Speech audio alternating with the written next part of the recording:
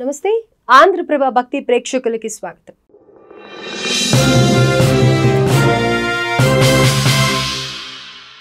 ఎప్పటి నుంచో ఎంతో మంది ఎన్నో డిబేట్లు పెట్టినా దేవుళ్ళు ఉన్నారా దయ్యాలు ఉన్నాయా అని అంటే గనక ఖచ్చితంగా రెండు ఉన్నాయనే చెప్తూ ఉంటారు. మరి అది ఎలా తెలుసుకోవాలి, నిజంగా ఉంటే సంకేతాలు ఏంటి అనే వివరాలు ప్రస్తుతం మనతో పాటు ప్రముఖ ఆధ్యాత్మికవేత్త తాళూరి బెనారస్ బాబు గారు ఉన్నారు. వారితో మాట్లాడి పూర్తి వివరాలు తెలుసుకుందాం. నమస్కారం. నమస్తే అమ్మ.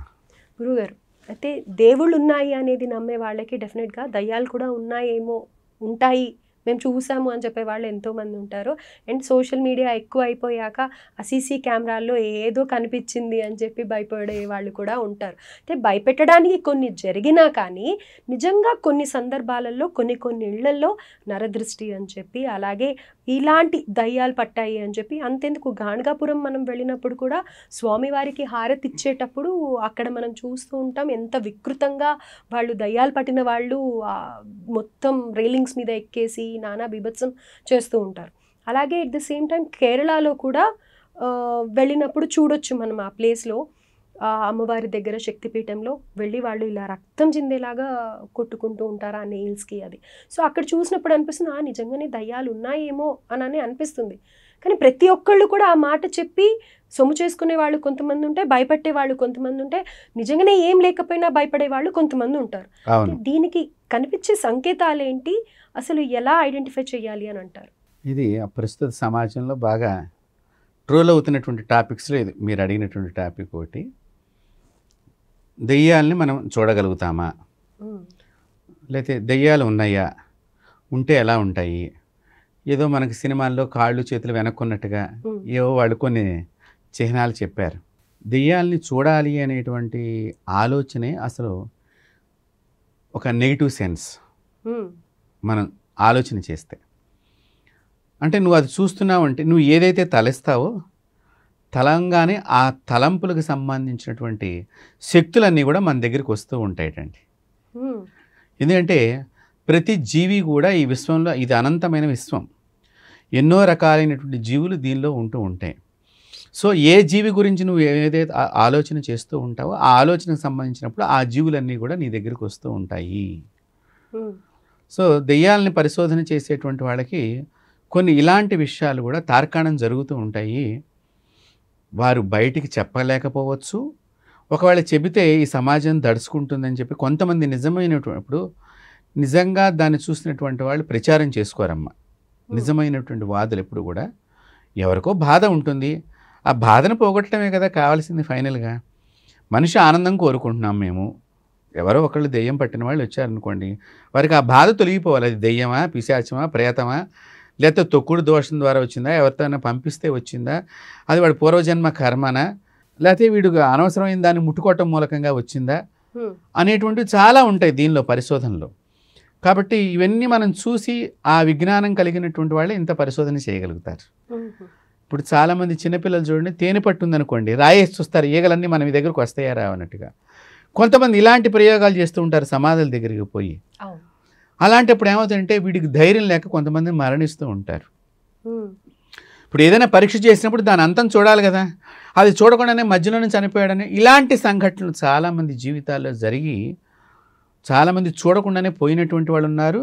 అలా ఆ భయం చేత కొంతమంది దాన్ని ట్రావెల్ చేస్తూ ఉన్నటువంటి వాళ్ళు ఉన్నారు. ఆ భయంతోనూ ఒకటి దెయ్యాలు కూడా ఉంటాయి, అవి మనం అనుకున్నట్టుగా రావు ఎక్కడ పడితే అక్కడ.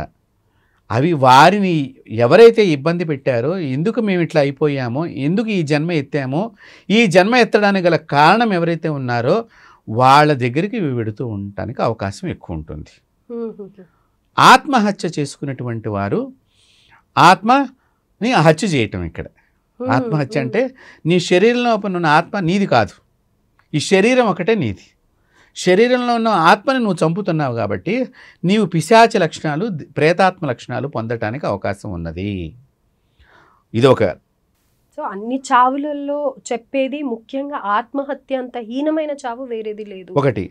రెండవది, ఇప్పుడు బస్సు కానీ ఒక రైలు కానీ పెడుతూ ఉంటుంది, పాపం అందరూ ఎంజాయ్గా సరదాగా మనం ఏదో యాత్రకి వెడుతున్నాం, ఆనందంగా ఉంటాం, నిద్రపోతాం, ఏదో ప్రమాదం జరిగి చచ్చిపోతారు. అప్పుడు ఆ సమయంలో ఫైర్ యాక్సిడెంట్స్ ఇట్లాంటి కొన్ని తీవ్రమైనటువంటి ఉంటాయి కదా, కొంతమంది ఒళ్ళు తగలపడుతుండే, అయ్యో నేను బతకాలి, నా పిల్లలు ఇంటి దగ్గర ఉన్నాను, ఇలాంటి వాళ్ళందరూ కూడా ఆత్మలుగా మారేటువంటి అవకాశం ఉంటుంది.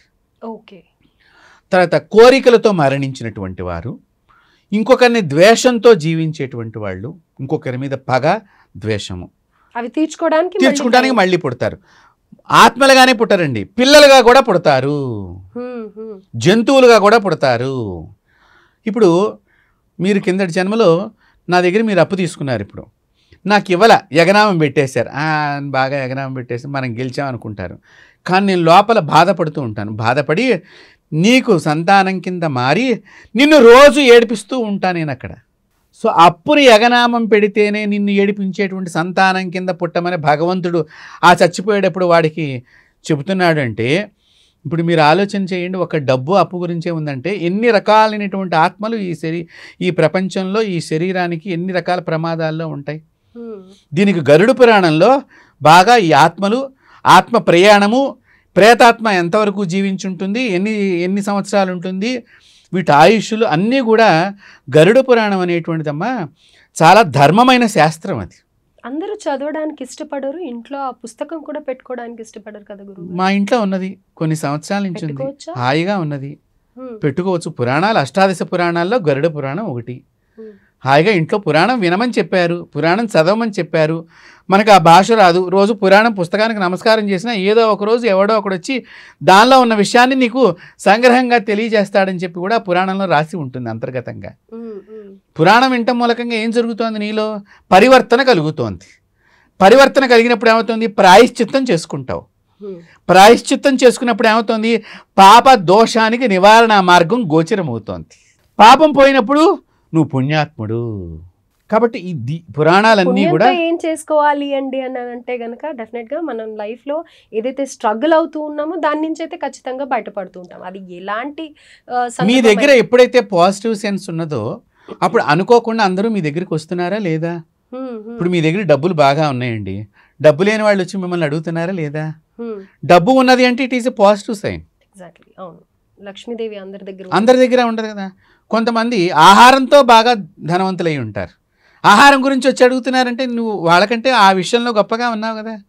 ఇప్పుడు విద్య నేర్పే గురువు ఉంటాడు, ఆయన దగ్గర ఇల్లు కూడా పెద్దగా గొప్పగా ఉండకపోవచ్చు, కానీ విద్యలో ఆయన నిష్ణాతుడే. ఆ విద్య గురించి ఆయన దగ్గర నువ్వు గురుకుల ఆశ్రమానికి పెడుతున్నావా లేదా? కాబట్టి నీకంటే ఏదో ఒక వస్తువు ఇంకొకరి దగ్గర ఉంటుంది గొప్పగా. సో దాన్ని సంగ్రహించుకోవడానికి నీ ప్రయత్నం చేయాలి. ఈ ఆత్మ ఇప్పుడు కూడా శరీరాన్ని దానికి ఉపకరించుకోవాలి. చేతులు ఎందుకు ఇచ్చాటండి భగవంతుడు? చేతులు ఎందుకు ఇచ్చాడు? మంచి కర్మలు చేయటానికి. కాళ్ళు ఎందుకు ఇచ్చాడు? మంచి పనుల వైపు నడవటానికి. మాట ఎందుకు ఇచ్చాడు? మంచి మాటలు మాట్లాడటానికి. చెవులు ఎందుకు ఇచ్చాడు? మంచి మాటలు వినటానికి. మరి ప్రస్తుతం అవన్నీ చేస్తున్నామా? కాబట్టి దెయ్యాలన్నీ కూడా మన తలంపుతోనే నెగిటివ్ సెన్స్ అన్నీ కూడా మన దగ్గరికి వస్తుంది. కాబట్టి అలాంటివి ఆలోచనలు చేయకూడదు, నెంబర్ 1. నెంబర్ 2, దెయ్యాలు పోవాలి. ఒకవేళ పట్టింది, ఇప్పుడు మన ఆంధ్రప్రభ ఛానల్ ద్వారా అందరూ చూస్తున్నారు, దెయ్యం పట్టినటువంటి వ్యక్తి ఎలా ఉంటాడు అంటే కొంతమంది చాలా మౌనంగా ఉండిపోతారు, మాట్లాడరు. నువ్వు తిన్నావా తినలేదా ఏమి మాట్లాడరండి. మేము చాలా సందర్భాల్లో చాలా చోట్ల ఇలాంటి వ్యక్తులను చూడటం జరిగింది. వాళ్ళు ఎలా ఉంటారంటేనమ్మా, ఒకళ్ళు డార్క్ రూమ్లో కూర్చుంటారు. రెండోది ఆహారం కూడా చేతికిస్తే పుచ్చుకోరు, అక్కడ పెట్టమంటారు. రెండోది ఆహారం కూడా వారు కారంగా ఉన్నదాన్ని తింటారు, మిగతాది వదిలేస్తూ ఉంటారు. అంటే తామస ఆహారాన్ని కోరుకుంటూ ఉంటారు. ఆహారంలో కూడా మాంసం కానివ్వండి, ఈ కారంతో ఉన్నటువంటి అంటే లోపల కోపము ఆవేశం పెరగటానికి సంబంధించిన ఆహారాలను తీసుకుంటూ ఉంటారు. ఇదొకటి. రెండవది దెయ్యం పట్టిన వాళ్ళ లక్షణాలు ఇది ప్రథమంచి ఎలా ఉంటే, రెండోది వారికి తెలియకుండా వారి శరీరం పెరిగిపోతూ ఉంటుంది, చాలా లావైపోతారా, లావవటం ఉంటుంది. కొంతమంది పీనుగులాగా పుల్లలాగా తయారైపోతూ ఉంటారు, అంటే ఎంత ఆహారం తింటూ ఉంటారు కానీ ఎదగకుండా ఉంటారు. రెండోది వారికి వచ్చేటువంటి అంటే స్త్రీలలో ప్రతి నెలా జరిగేటువంటి క్రమానికి సంబంధించిన వాటిల్లో చాలా ఇబ్బందులు ఎదుర్కొంటారు ఆడవాళ్ళు అయితే కనుక. మగవాళ్ళు కూడా అలాంటి విషయాల్లో కూడా చాలా ఇబ్బంది పడుతూ ఉంటారు. నిదానంగా ఇది స్టేజెస్గా ఉంటుందమ్మా దీని పరిణామక్రియ. ఈ విధి విధానాల్లోకి వచ్చేసరికి వాళ్ళని గనక మనం ఎందుకున్నారు అలాగా అని చెప్పి మనం గనక వారిని బాగు చేయించుకోకపోయిన పక్షంలో దాని తర్వాత వాళ్ళ విశ్వరూపాన్ని చూపిస్తారు. అప్పుడు ఇంట్లో వాళ్ళ మీద దండయాత్ర, ఇంట్లోంచి బయటికి వెళ్ళాలి. కొంతమంది ఇంట్లో ఆనందంగా ఉన్నారనుకోండి, వెంటనే వచ్చి కొట్టేస్తూ ఉంటారు ఆనందం లేకుండా. రెండోది, చక్కగా మీరు అందంగా తయారు చేశారు ఈ రూమ్ అంతా కూడా, పూల చెట్లు అవన్నీ పగలగొడుతూ ఉంటారు, దేవుడి ఫోటోలు ఇసిరేస్తూ ఉంటారు. సో దయ్యం పట్టిన వాళ్ళల్లో కనిపించేటువంటి లక్షణాలు ఇవి. లేదా అలాంటి ప్రదేశానికి దగ్గరగా వెళ్ళొచ్చిన, అలాంటి ప్రదేశ స్థలకి మనం దగ్గరగా వెళ్ళొచ్చిన, ఇలాంటివి కూడా కొన్ని సంభవిస్తూ ఉంటాయి. అయితే గురుగారు ముఖ్యంగా జుట్టు విరబోసుకున్నా లేకపోతే ఆడవాళ్ళు బొట్టు పెట్టుకోకపోయినా కానీ మాడి మీద నూనె లేకపోయినా కానీ త్వరగా ఆకర్షిస్తాయి అని అంటారు. దీంట్లో వాస్తవం ఎంత? ఇప్పుడు ఇక్కడ మనం ఒక రకంగా అంటే సైంటిఫిక్గా కూడా నేను చెప్పాలనుకుంటున్నాను ఇలాంటి విషయాన్ని. మీరు జుట్టు విరబోసుకుని దీపారాధన చేస్తున్నారు, పొరపాటున ఆ దీపపు అగ్ని మీ జుట్టుకు పట్టుకుంటే మీ ప్రాణం ఏమవుతుంది?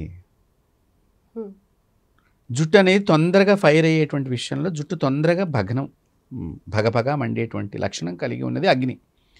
దానికి జుట్టు వెడితే తొందరగా అవుతుంది. ఆ సమయంలో మిమ్మల్ని మీరు రక్షించుకోలేరు. కాబట్టి అప్పుడు ఏమవుతుంది, అలాగా చనిపోయినటువంటి వాళ్ళు కొంతమంది ఉన్నారు. సో వాళ్ళకి అగ్నిని చూస్తే భయం, అందుకని వీళ్ళు హోమగుండం దగ్గర కూర్చోవడానికి ఇష్టపడరు, తర్వాత దీపారాధన చేస్తే కూడా ఒప్పుకోరు. ఇవన్నీ నేను చెప్తున్నా కదా, ప్రతిదాన్ని మనం చూసినట్లయితే. ఒకసారి ఏమైందమ్మా, నేను గుంటూరు దగ్గర మోపిదేవి అని ఒక ఊరుంది, అక్కడ చల్లపల్లి కూడా ఒక ఊరుంది, అంటే మన విజయవాడ దాటిన తర్వాత ఆ ప్రదేశాలన్నీ వస్తూ ఉంటాయి. ఒకసారి వారు నన్ను ఆశ్రయించారు వాళ్ళ పిల్లల గురించి. అయితే మొట్టమొదట వాళ్ళు ఏం చెప్పారు అంటే, వారు వేరే గురువుగారి దగ్గరికి వెళ్ళారు, వారు నన్ను రిఫర్ చేశారని చెప్పన్నట్టుగా వచ్చారు. మా అమ్మాయి మా ఇంట్లో ఇబ్బంది పెడుతోందండి అన్నారు. అంటే సర్లేండి, నేను అటు పక్కగా వచ్చినప్పుడు మీ ఇంటికి వస్తాను, మీ పిల్లల్ని నాకు చూపించండి అని చెప్పాను. తీరా అక్కడికి వెళ్ళిన తర్వాత ఆ అమ్మాయి కాదు అసలు ఇబ్బంది పెట్టేది, ఆ అబ్బాయి లోపల ఉండేటువంటి ప్రేతాత్మ. మరి ఈ అమ్మాయి మీద ఎలా చూపిస్తుంది అది? అంటే వీళ్ళు ఏమనుకుంటున్నారు, ఈ అమ్మాయి సరిగ్గా మాతో మాట్లాడట్లేదు, రివర్స్గా మాట్లాడుతోంది ఇలా అనుకుంటున్నారు. ఈ ఆత్మలు ఏం చేస్తూ ఉంటాయంటే ఇంకొకళ్ళని వంక చూపించి వీళ్ళ శరీరంలో ఉండిపోవటానికి స్థానాన్ని కల్పించుకుంటూ ఉంటాయి. అమ్మాయి లోపల అబ్బాయి ప్రేతాత్మ ఉంది అని అంటారా? వారికి ఇద్దరు సంతానం. అయితే మగపిల్లవాడు, అయితే నేను అర్థం చేసుకుంది కరెక్టే. మగపిల్లవాడి లోపల ఈ ఆత్మ ఉండిపోయింది. ఇది ఆడపిల్ల మీద వంక చూపిస్తోంది, ఇతను ఫోకస్ కాకుండా ఉండటానికి గాను. ఇలాంటివి చాలా ఉంటాయి, చాలా జాగ్రత్తగా అబ్జర్వేషన్ చేయగలగాలి. అప్పుడు వాళ్ళకి నేను చెప్పిన తర్వాత ఇంకా నేను తప్పు చెప్తున్నానని అనుకుంటున్నారు వాళ్ళు. తొందరగా అర్థం కాదు కదా. ఇవి చాలా నిశ్చితంగా పరిశీలన చేయాలి. సరే మీ ఇంట్లో నేను హోమం చేపిస్తానని చెప్పి హోమం చేయించాను. చేయించిన తర్వాత అప్పుడు వాళ్ళకి వాళ్ళ పిల్ల బాగా మాట్లాడుతూ తమ్ముడు గురించి జరుగుతున్న పనులన్నీ కూడా వాళ్ళకి చెప్పింది. నేను వాళ్ళ పేర్లు వాళ్ళ అడ్రస్లు చెప్పకూడదు కాబట్టి చెప్పటం లేదు. రెండోది, హోమం చేసే రోజున వారి ఇల్లు శుభ్రంగా మామూలుగా పెయింటింగ్ అంతా బాగా వేస్తున్నది. నేను చెప్తే మీకు నమ్మకం అనిపించదు, స్లాబ్ దగ్గర నుంచి మన తలకాయ దాకా, కూర్చున్న బ్రాహ్మ లెక్క తలకాయ దాకా పొగ నిండిపోయి ఉన్నదమ్మా. అంటే ఇంక నేను అనుకున్నాను వీళ్ళు మళ్ళీ రంగులు వేసుకోవాలి హోమం అయిపోయిన తర్వాత అనుకున్నాను. నాకు చూస్తే కూడా అంత నల్లగా అయింది. వాళ్ళు కూడా చాలా బాధపడుతున్నారు, ఏంటి ఇట్లాగా హోమం అంటే. వాళ్ళకి ఎంతసేపు కూడా వాళ్ళ అమ్మాయి మీదే ఉన్నది. సడన్గానమ్మా గాలి లేదు బయట, మంచి ఎండాకాలం, చెమట్లు కారిపోతున్నాయి, ఓ పక్కన అగ్ని మంట మండుతోంది, పొగొస్తోంది. ఆ ఇంట్లో ఉన్న అప్పటిదాకా అంత ఎత్తులో ఉన్నటువంటి పొగ, దట్టమైనటువంటి పొగ ఒక రౌండ్ ఇలా తిరుగుతోంది కళ్ళ ముందరే. తిరిగి తిరిగి తిరిగి తిరిగి వాళ్ళ ఇంట్లో చచ్చిపోయిన వాళ్ళ ఫోటోని నేల మీద పడేసి ఈ పొగ బయటికి వెళ్ళిపోయింది. అప్పుడు ఈ పిల్లవాళ్ళ లోపల ఉన్న ఆత్మ వెళ్ళలేదు, విషయాలు చెప్పడం మొదలెట్టింది. అంటే వాళ్ళు మాట్లాడతారా? అలా మాట్లాడతారు, మామూలుగా కాసేపు ఉంటారు, మామూలుగా లేకుండా ఉంటారు. అప్పుడు అర్థమైంది పిల్లవాడిలో ఉంది. అప్పటి నుంచి ఈ పిల్లవాడితోనే వాళ్ళకి బాధ చాలా. ఆ పిల్లకి ఉద్యోగం వచ్చింది, శుభ్రంగా ఉద్యోగం చేసుకుంటోంది, రేపు మాపై పెళ్లి చేసుకుంటుంది, మంచి ఇంజనీరింగ్ చదువుకుంది, ఇతర రాష్ట్రంలో ఉండి ఉద్యోగం చేసుకుంటోంది, చాలా హ్యాపీగా ఉంది ఆ పిల్ల. కానీ వీళ్ళ ఫోకస్ అంతా కూడా పిల్ల అనుకున్నారు, కానీ ఇక్కడ తిష్ట వేసుకుని కూర్చున్నది. కాబట్టి ఇలాగా అవి ఎవరిని ఎందుకు ఎంచుకుంటాయో తెలియదు, ఈ ఆత్మలు ఎందుకు వస్తాయో తెలియదు. మరి ఆ పిల్లవాడి నుంచి వెళ్ళిపోయిందా? వెళ్ళిపోయే క్రమం జరుగుతోంది, ఇంకా జరుగుతుంది. అంటే ఇది రీసెంట్ గా జరిగింది. ఇలాగే టైం పడుతుంది ఇలా ఎవరైనా మనం చెప్పలేము, అది మన చేతుల్లో. ఆ ఆత్మకి ఉండే కోరికని బట్టి దాన్ని పంపించే, దాన్ని ప్రయాణం చూపించే వరకు అది. ప్లస్ వీరు కూడా కిందటి జన్మలో ఏదో కర్మ చేసి ఉంటారు కదా, ఆ కర్మ సమయము పూర్తి అవ్వాలి. రెండవది మనం చూడండి, ముందర మిమ్మల్ని మీ అమ్మగారు చిన్నగా బుద్ధి లేదా అని కేకలేస్తారు, బెత్తంతో కొట్టరు కదా, చిన్న చిన్న మాటలు అంటూ భయపెడుతూ ఉంటారు. ఈ చిన్న మాటలకు వెళ్ళిపోవచ్చు, ఒక్కొక్కసారి బెత్తం కూడా తీసుకోవాల్సి వస్తుంది, ఒక్కొక్కసారి మంత్రాల్లో స్టేజెస్ వారీగా ఉంటూ ఉంటాయి అన్నమాట. సో ఇప్పుడు పాశుపతాస్త్రాగ్ని అని చెప్తాము, ఇప్పుడు అది వచ్చినప్పుడు విలయతాండవంలాగా ఉంటుంది. వీటికి కూడా అలా ఉంటాయి. అంతేకాకుండా ఒకసారి అమెరికాలో ఒక డాక్టర్ గారికి దెయ్యం పట్టింది. అమెరికాలో ఎక్కువ ఇలా ఫారెన్ కంట్రీస్ లో వాళ్ళకి ఎక్కువగా వింటూ ఉంటాం. అక్కడ ప్రేతని శాంతింపజేసే కార్యక్రమాలు చేయరు కదమ్మా, ప్రేతాత్మకి ఆహారం పెట్టరు. అండ్ మామూలుగా ఇలా అదేంటి కౌంట్ వైజ్ కూడా చూసుకుంటే ఫారెన్ కంట్రీస్లో ఒక పర్టికులర్ కంట్రీ ఉంది, పేరు నాకు తెలియదు, అక్కడ ఎక్కువ ఉంటాయి అని చెప్పేసి విన్నాను అనమాట. ఇప్పుడు మీకు ఈ ప్రేతాత్మల యొక్క బలం ఎలా ఉంటుందంటే, టొరంటోలోనే ఏవో అంటారు, టోర్నడాలో ఏవో అంటూ ఉంటారు, నాకు పెద్దగా తెలీదు, అంతటి శక్తి ఉంటుంది, అవి ఎట్లా అయినా చేయగలుగుతాయి. దానికి కారణం ఇంట్లో చనిపోయినటువంటి వాళ్ళకి మనం ఆహారం పెట్టకపోవటం చాలా దోషం. ప్రతి సంవత్సరం వాళ్ళకి చేయవలసినటువంటి కార్యక్రమాలు మనం పితృ తిథి అంటాము, ఆ తిథులు పెట్టకపోవటం కూడా ఇలాంటివి జరుగుతూ ఉంటాయి అక్కడ. సో అవి చేయడం వల్ల ఈ ఆత్మలు అనేవి ఇక్కడ ఉండకుండా వెళ్ళిపోతూ అంటే కొత్త జన్మ ఎత్తడానికి ఇది సహకరిస్తుంది కదమ్మా. Okay, right. మీరు నాన్నగారిని కొత్త జన్మ ఎత్తించడానికి ఉపయోగపడేటువంటిదే ఈ తంతు అంతా కూడా, ప్రేత తంతు అంతా కూడా. సో ఇలాంటి విషయాలన్నీ కూడా గరుడ పురాణంలో చెప్పి మనం అలాంటి బాధలు పడకుండా కాపాడేటువంటి పురాణం ఏదైతే ఉందంటే అది గరుడ పురాణము. సో ఖచ్చితంగా గరుడ పురాణం చదివితే గనక మనము ఆ పాపాలు చేయకుండా కరెక్ట్ వేలో ఉండడానికి ఉపయోగపడుతుంది. అలాగే ఇలాంటి ఇబ్బందులు ఎవరు చెప్పి లేకపోతే మోసపోయి అసలు ఉందో లేదో తెలియకుండా ఇబ్బంది పడే వాళ్ళు కూడా చాలా మంది ఉంటారు. కాబట్టి ఎగ్జాక్ట్ గా ఏంటి వే అనేది గరుడ పురాణం ఉండటం ఇంట్లో చదవటం అనేది మంచిదే, చాలా మంచిది. నేను ఇందాక చెప్పాను కదా అమెరికాలో పట్టింది, వాళ్ళకి మేము ఇక్కడే పూజ చేసాం, మేము అమెరికా వెళ్ళలేదు, ఇక్కడే పూజ చేయించాము, ఇక్కడే హోమం చేసాము, ఇక్కడే అన్నదానం పెట్టాము. ఈరోజు మధ్యాహ్నం కల్లా అన్నదాన కార్యక్రమం అయిపోయింది, సాయంత్రం అమ్మాయి డ్యూటీకి పెడదాము అని చెప్పి హాస్పిటల్కి వెళ్ళేంత స్థితికి వచ్చేసింది ఒక డాక్టర్ గారు. అప్పటిదాకా డాక్టర్ వృత్తి చేస్తుంది, పెద్ద ఆవిడే, మళ్ళీ చిన్నపిల్ల కూడా కాదమ్మా, ఓ 30 సంవత్సరాల పైన ఆవిడ, పై వయసు ఉన్న ఆవిడే. మాకు జస్ట్ ఫోటో చూపించారు, పేరు ఇచ్చారు, ఏమిటో మీరు చూడండి అని అన్నారు. నేను ఇట్లా కొన్ని లక్షణాలు ఉన్నాయని అన్నాను. వాళ్ళకి నమ్మకం కొంచెం అట్లాంటి విషయాల్లో ఇతర దేశంలో ఉన్న వాళ్ళకి ఉన్నాయి కదా. అయితే వాళ్ళ అత్తగారు ఇది చేయిద్దాము మనము, ఆయన నమ్మకం కలిగిన వ్యక్తి కాబట్టి మనకి చేయిద్దామంటే వాళ్ళ చేతనే నేను చేయించాను. మాకేమి మేము డబ్బులేం తీసుకోము, మీరే ఖర్చు పెట్టండి, ఎక్కడెక్కడ ఎంత ఖర్చు పెట్టాలో నేను చెప్తూ ఉంటాను ఇలాగని చెప్పడం జరిగింది. మీ గైడెన్స్లో మనం మార్గనిర్దేశకంలాగా ఉన్నాం కాబట్టి వాళ్ళు ఇప్పుడు హ్యాపీగా ఉన్నారు, చక్కగా ఉన్నారు. కానీ విచిత్రం ఏమవుతుందంటేనమ్మా, దోషం పోయిన తర్వాత ఈ వాడుకున్నటువంటి బంధువులను వాళ్ళు కూడా వదిలేస్తూ ఉంటారు. అంటే ఇప్పుడు మీ ద్వారా ఒకళ్ళు లబ్ధి పొందారు, ఆ లబ్ధి పొందిన వ్యక్తి మీతో మాట్లాడటం మానేస్తాడు. ఇక్కడ మనం చాలా దెయ్యాలని గమనించవలసిన ముఖ్య లక్షణం చెప్తున్నా నేను. ఇప్పుడు మీరే అనుకోండి, అక్కడ డాక్టర్ గారిని రక్షించారు, మా దగ్గరికి తీసుకొచ్చి అయ్యా మా చుట్టాలు ఆవిడ పోగొట్టారని చెప్పేసి ఆవిడకి దెయ్యం వదిలేసింది, ఆవిడ హ్యాపీగా డ్యూటీ చేసింది. కానీ ఆ దెయ్యం వదిలేసిన ఆవిడ మీతో మాట్లాడదు. ఎందుకంటే మీ ఇద్దరి మధ్య దూరం పెంచడానికి ఆత్మలు పనిచేస్తూ ఉంటాయి. ఈ దూరం పెరగటం మూలకంగా మళ్ళీ ఆమె శరీరంలోకి ఈ ఆత్మ ప్రవేశించడానికి, దానికి ఆత్మ ఆ శరీరం నుంచి బయటికి రావడానికి ఇష్టం లేక దానికి ఏదో శరీరం కావాలి. వన్స్ ఒకసారి నేను ట్రావెల్ చేసి వచ్చానంటే రెండోసారి తొందరగా వెళ్ళటానికి అవకాశం ఉంటుంది, మళ్ళీ వెంటనే వచ్చే ఛాన్సెస్ ఉంటాయి. సో అలాంటి ఆవిడకి చెడ్డ సమయం వచ్చేదాకా ఈ ఆత్మ మనల్ని ఇద్దరిని దూరం చేస్తూ ఉంటుంది. సో ఇవి అందుకని దెయ్యాలు మామూలు విషయాలు కాదు ఇవి, చాలా పెద్ద, దీనిలో కూడా సైన్స్ దాగి ఉన్నది. సైన్స్కి అర్థం కాని విషయాలు ఇంతవరకు చాలామంది సైన్స్లో కనుక్కుందాం అనుకున్న వాళ్ళకు కూడా కొన్ని కనుక్కోక మధ్యలో విరమించుకున్న వాళ్ళు ఉన్నారు. కానీ వేదం అలా విరమించుకోలేదు, ప్రతి దానికి జవాబు చెప్పింది. అలా జవాబు చెప్పడానికి మహావిష్ణువుని గరుకుమంతుడు ప్రాధేయపడ్డాడు. కాబట్టి స్వామి, నీ భక్తులకి నా నుంచి ఏదైనా మంచి సమాధానం లభిస్తే నేను సంతోషపడతానన్నప్పుడు ఈ ఆత్మ, ప్రేతాత్మ, జీవుడు చేసే పాపాలు, వాటి యొక్క పుణ్యాలు, వాటి ఫలితాలు అన్నిటినీ కూడా గరుడ పురాణం ద్వారా మనకు అందించారు. అద్భుతం గురువు. ఈ రోజుల్లో రాజకీయ నాయకులు కనుక ప్రతి ఒక్కరు గరుడ పురాణం చదివితే దేశాలన్నీ కూడా ధర్మంగా ఉంటాయి.